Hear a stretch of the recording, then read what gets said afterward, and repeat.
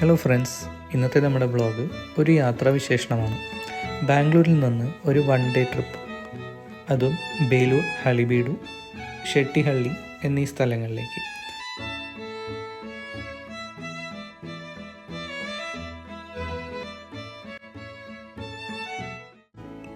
ഞങ്ങളൊരു 8 മണിയോട് വീട്ടിൽ നിന്നിറങ്ങി ഒരു 9 മണിയോടുകൂടി നിലമംഗലയ്ക്ക് അടുത്തുള്ള ശ്രീ കൃഷ്ണ നന്ദഗോകുല വെജ് റെസ്റ്റോറൻറ്റിൽ നിന്ന് നല്ലൊരു ബ്രേക്ക്ഫാസ്റ്റ് കഴിച്ചു. വളരെ നല്ല ഫുഡാണ് അവിടുത്തെ. ഞങ്ങളിത് രണ്ടാമത്തെ തവണയാണ് അവിടെ വരുന്നത്. മുമ്പ് തുംകൂർ പോകുന്ന വഴി ഞങ്ങൾ ഇതേ റെസ്റ്റോറൻറ്റിൽ നിന്നാണ് ഫുഡ് കഴിച്ചത്. അതുകൊണ്ടാണ് ഇവിടെ കയറാമെന്ന് വിചാരിച്ചത്. അതിനുശേഷം ഞങ്ങൾ ബേലൂരിലോട്ട് യാത്ര തിരിച്ചു. ഏകദേശം 3 മണിക്കൂറുണ്ട് നമുക്ക് ഹസൻ റോഡ് വഴി ബേലൂരിലെത്താൻ. ഹസൻ വരെ തരക്കേടില്ലാത്തൊരു NH റോഡാണ്. പക്ഷെ അതിനുശേഷം ഹസൻ ടൗൺ കുറച്ച് കൺജസ്റ്റഡ് ആണ്. അത് ക്രോസ് ചെയ്തിട്ട് വേണം നമുക്ക് ബേലൂരെത്താൻ. ഏകദേശം 11:30 ഞങ്ങൾ ബേലൂരെത്തി. കാർ പാർക്കിംഗ് ടെമ്പിളിന് പുറകുവശത്താണ് ചെയ്തത്. ബേലൂർ ടെമ്പിളിന് മുമ്പിൽ ഇല്ലീഗൽ പാർക്കിംഗ് ഫീ പിരിക്കാൻ കുറച്ച് പേര് നിൽപ്പുണ്ടാവും. അത് വകവയ്ക്കാതെ ഞങ്ങൾ കുറച്ച് മുമ്പോട്ട് പോയി ടെമ്പിളിന് പുറകുവശത്തായി കാർ പാർക്ക് ചെയ്തു. ടെമ്പിളിൻ്റെ പുറകിലെ പാർക്കിംഗ് ഫ്രീ ആണ്. പാദരക്ഷകൾ പുറത്ത് ടോക്കൺ എടുത്ത് അഴിച്ചു വയ്ക്കണം. അതിനുശേഷം ടെമ്പിളിൻ്റെ ഉള്ളിലോട്ട് നിങ്ങൾക്ക് പ്രവേശിക്കാം. ഇനി കുറച്ച് ഹിസ്റ്ററി ആയാലോ. ബേലൂരിലെ ചെന്നകേശവ ക്ഷേത്രം 12-ാം നൂറ്റാണ്ടിൽ ഹൊയ്സാല വംശത്തിലെ രാജാവ് വിഷ്ണുവർദ്ധൻ പണികഴിപ്പിച്ചതാണ്. ചോള രാജവംശത്തിനെതിരെ തൻ്റെ സൈനിക വിജയത്തിൻ്റെ സ്മരണയ്ക്കും വൈഷ്ണവ മതത്തെ പ്രോത്സാഹിപ്പിക്കുന്നതിനുമാണ് ഈ ക്ഷേത്രം നിർമ്മിച്ചത്. അന്നത്തെ ഹൊയ്സാലരുടെ തലസ്ഥാനമായിരുന്ന ബേലൂർ അവരുടെ പ്രധാന രാഷ്ട്രീയ സാംസ്കാരിക കേന്ദ്രവുമായിരുന്നു. ഈ ക്ഷേത്രം പ്രത്യേകിച്ച് പ്രശസ്തമായത് അതിലെ അതിസൂക്ഷ്മമായ ശില്പവിശേഷണങ്ങൾ കൊണ്ടാണ്. ക്ഷേത്രഭിത്തികളിലും തൂണുകളിലും കാണുന്ന കൊത്തുപണികൾ രാമായണം, മഹാഭാരതം, ഭാഗവത പുരാണം എന്നിവയിലെ കഥകൾ, വിവിധ ദേവീദേവന്മാരുടെ രൂപങ്ങൾ, നൃത്തഭംഗികൾ, യുദ്ധദൃശ്യങ്ങൾ, അന്നത്തെ സമൂഹജീവിതം തുടങ്ങിയവയെ ആധാരമാക്കിയുള്ളവയാണ്.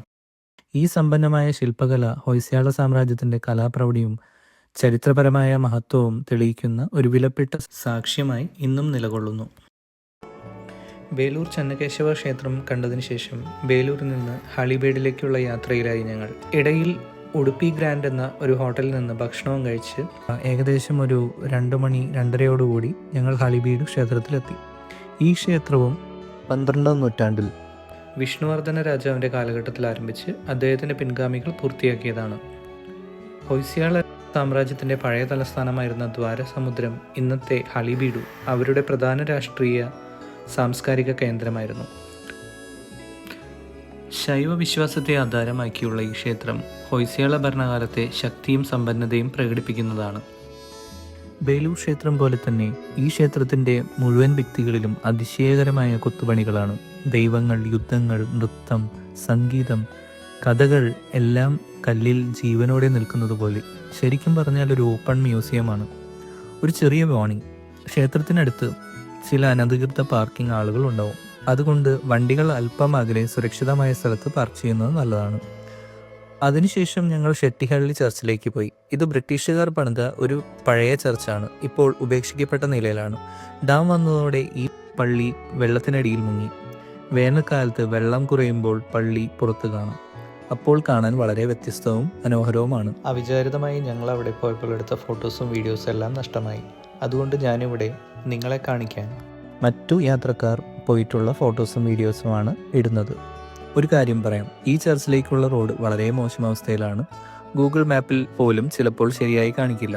അതുകൊണ്ട് ലോക്കൽ ആളുകളോട് വഴി ചോദിച്ച് പോകുന്നതായിരിക്കും നല്ലത്. ഫോട്ടോഗ്രാഫി ഇഷ്ടമുള്ളവർക്കും ട്രാവൽ വ്ളോഗർമാർക്കും ഈ സ്ഥലം ഒരു സൂപ്പർ സ്പോട്ടാണ്. ഒറ്റ തവണയെങ്കിലും കാണേണ്ട അനുഭവം. വൈകിട്ട് 6 മണിയോടെ അവിടെ നിന്ന് ഞങ്ങൾ ബാംഗ്ലൂരിലേക്ക് തിരിച്ചു. വഴിയിൽ ഹസൻ ബാംഗ്ലൂർ റോഡിലെ കാപ്പിക്കട്ടെ എന്ന റെസ്റ്റോറൻറ്റിൽ നിന്ന് ഡിന്നർ കഴിച്ചു. ശരാശരി മാത്രം റേറ്റിംഗ് കൊടുക്കാവുന്ന ഒരു ഹോട്ടലാണ്. വില കൂടുതലാണ്. സർവീസ് അത്ര നല്ലതായി തോന്നിയില്ല. സത്യം പറഞ്ഞാൽ ഇത് ഞങ്ങൾ റെക്കമെൻഡ് ചെയ്യില്ല. ഇതായിരുന്നു ഞങ്ങളുടെ one day trip to Belur, Halebidu and Shettihalli. ഞങ്ങളുടെ ഈ ചെറിയ ട്രാവൽ വ്ലോഗ് ഇഷ്ടപ്പെട്ടെന്ന് വിചാരിക്കുന്നു. ഇഷ്ടപ്പെട്ടെങ്കിൽ ചാനൽ ലൈക്ക് ചെയ്ത് സബ്സ്ക്രൈബ് ചെയ്ത് സൈഡിലുള്ള ബെൽ ബട്ടൺ കൂടി എനേബിൾ ചെയ്യുക. Thanks for watching.